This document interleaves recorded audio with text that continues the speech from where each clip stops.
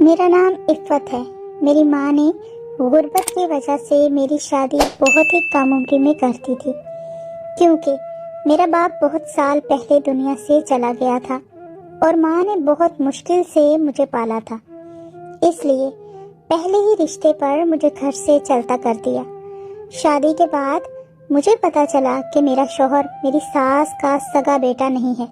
میری ساس نے اس کو اپنی بہن سے لے کر پالا تھا۔ پھر میری ساس کا بھی ایک بیٹا پیدا ہوا اور میرے سسر کی وفات ہو گئی، تو بچپن ہی سے گھر کا سارا خرچ میرا شوہر ہی چلا رہا تھا۔ میرے شوہر کی آمدن اگرچہ زیادہ نہیں تھی، لیکن پھر بھی وہ میرا بہت خیال رکھتا تھا، جبکہ میرا دیور انتہا درجے کا آوارہ اور لوفر لڑکا تھا، لیکن پھر بھی اپنی ماں کی آنکھ کا تارا تھا، کیونکہ اس کا اپنا خون جو تھا، جبکہ میرا شوہر میری ساس کی نظر میں بس کمانے والی مشین تھا۔ پھر ایک دن میرا شوہر گھر سے کمانے گیا اور شام کو اس کی لاش گھر آ گئی۔ سڑک سے گزرتے کسی گاڑی سے ٹکرا گیا تھا۔ میری تو دنیا ہی اجڑ گئی تھی۔ مجھے یوں لگا میرے سر کا آسمان چھن گیا ہے۔ کچھ دنوں بعد جب دماغ کچھ سوچنے سمجھنے کے قابل ہوا، تو ساس نے ایک دن کمرے میں بلا کر مجھے کہا کہ تمہارا شوہر تو اب چلا گیا ہے، تمہارا کیا ارادہ ہے؟ میں نے کہا کیا مطلب امی جی؟ کہنے لگی کہ پہلے تمہارا خرچ تمہارا شوہر اٹھاتا تھا، اب تم کماؤ گی اور مجھے بھی کھلاؤ گی۔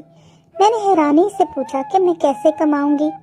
تو میری ساس نے جواب دیا کہ تمہارے کام کا بندوبست میں کر دوں گی، بس گھر میں بیٹھ کر ہی کمانا ہے۔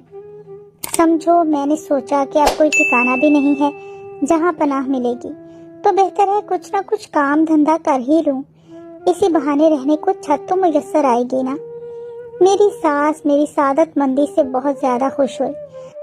اگلے دن شام کے وقت میں نہا کر باتھ روم سے باہر نکلی تو گھر کے صحن میں دو مرد بیٹھے ہوئے تھے۔ شکل سے جرائم پیشہ اور کپڑوں سے کھاتے پیتے گھروں کے لگتے تھے۔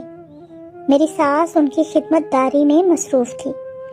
پھلوں اور جوس سے ان کی تواضع ہو رہی تھی۔ میں سوچ میں پڑ گئی کہ یہ کون اتنے اہم لوگ ہیں۔ میری ساس تو کسی کو مفت میں مری ہوئی مکھی نہ دے۔ لیکن یہ حیرانی جلد ہی ختم ہو گئی۔ میری ساس میرے کمرے میں آئی اور کہنے لگی کہ جلدی سے تیار ہو جاؤ، آج تمہارے کام کا پہلا دن ہے۔ میں نے سوچا کہ امی جان کیسا کام؟ مجھے تو کچھ پتا ہی نہیں۔ میری ساس مسکرا کر کہنے لگی کہ بہو تم بہت بھولی ہو، یہ جو مرد باہر بیٹھے ہیں نا، تم ان کے ساتھ جاؤ گی۔ دیکھو صرف ایک رات کے 10,000 وصول کیے ہیں میں نے ان سے۔ میری ساس نے مٹھی میں بند نیلے نیلے نوٹ میری آنکھوں کے سامنے لہرائے تو مجھے اسی وقت سمجھ آ گیا کہ میری ساس نے جس کام دھندے کا ذکر کیا تھا وہ کچھ اور نہیں بلکہ جسم فروشی تھا۔ مجھے تو چکر آنے لگے۔ میں نے نفرت سے کہا مجھے نہیں کرنا یہ گندا کام، میں بھوکی رہ لوں گی لیکن اپنا جسم فروخت نہیں کروں گی۔ میری ساس ایک دم طیش میں آ گئی اور مجھے بالوں سے پکڑ کر کہنے لگی کہ دیکھو لڑکی، یہاں رہنا ہے تو میری بات ماننی ہی پڑے گی، ورنہ گھر سے نکال دوں گی اور باہر بھی سب لوگ تمہارا جسم ہی نوچیں گے۔ میں نے بہت احتجاج کیا، لیکن میری ساس نے دونوں مردوں کی مدد سے مجھے کھینچ کر گھر سے نکالا اور کار میں ڈال دیا۔ ایک آدمی نے کار کی ڈرائیونگ سیٹ سنبھالی اور دوسرا مجھے بازو سے پکڑ کر پچھلی طرف بیٹھ گیا۔ کار انجانی منزل کی طرف چل پڑی۔ میں مسلسل اپنی قسمت پر رو رہی تھی۔ مجھے اپنا شوہر یاد آ رہا تھا، جس نے غریب ہونے کے باوجود مجھے عزت اور زندگی کی چھوٹی چھوٹی سہولتیں دی تھیں۔ کار ایک رہائشی علاقے میں ایک بڑے بنگلے کے گیٹ پر رکی اور گیٹ کھلنے پر وہ اندر داخل ہو گئی۔ مجھے کار سے اتار کر وہ دوسری منزل پر ایک کمرے میں لے گئے اور کہا کہ رات تک یہاں آرام کرو، فریج میں پانی اور کھانے پینے کی چیزیں موجود ہیں، اور ہاں کوئی چالاکی کرنے کی کوشش مت کرنا، کیونکہ ہم نے تم کو کل صبح باحفاظت تمہاری ماں یعنی کہ ساس کے حوالے کرنا ہے۔ ہم رات کو تمہارے پاس آئیں گے اور اپنے پیسوں کی ایک ایک پائی وصول کریں گے۔ یہ کہتے ہوئے ایک آدمی نے میری گال پر چٹکی کاٹی اور کہکا لگا کر باہر نکل گیا۔ جاتے ہوئے دروازہ باہر سے لاک کر گئے۔ میں بیڈ پر لیٹ کر کافی دیر روتی رہی۔ مجھے اپنا انجام صاف نظر آ رہا تھا۔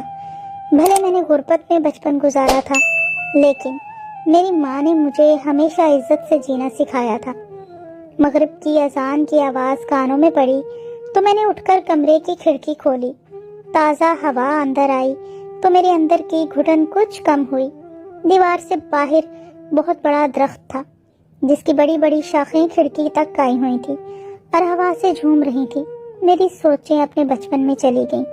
ہمارے صحن میں بھی ایک ایسا ہی بہت بڑا درخت ہوا کرتا تھا جس پر سارا دن میں جھولا جھولتی رہتی تھی۔ اس کی شاخوں سے جھولتی اور کئی بار گرتی اور ماں کے منع کرنے کے باوجود پھر سے درخت پر چڑھ جاتی تھی۔ اچانک ایک خیال میرے ذہن میں کوندا۔ مجھے لگا کہ یہ درخت میری عزت بچا سکتا ہے۔